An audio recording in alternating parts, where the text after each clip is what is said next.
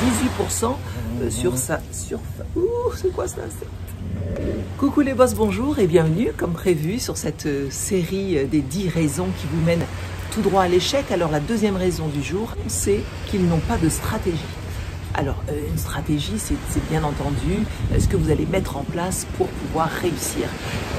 Alors moi je côtoie régulièrement de par mes formations coaching des nouveaux agents immobiliers. Ils sont super motivés, ils sont super heureux, super contents parce qu'ils rentrent des mandats, mais dans leur secteur et certains secteurs d'ailleurs. On va parler des listings et puis on va aussi parler du marché.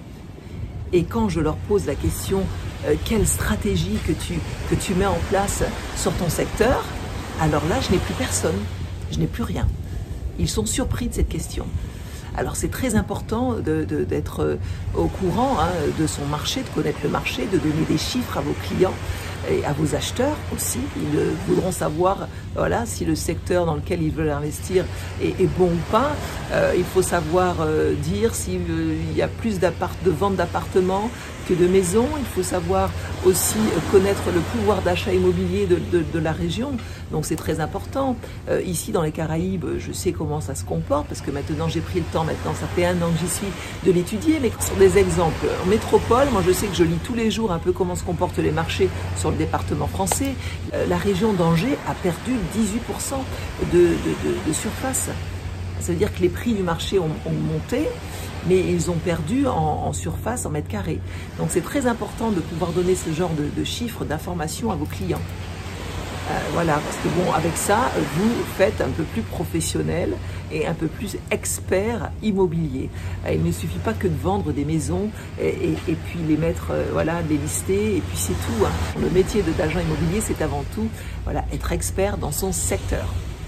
Savoir ce qui se vend, comment se comporte le marché, est-ce que ça monte, est-ce que certains marchés descendent, est-ce que certains stagnent, est-ce que certains sont en chute libre.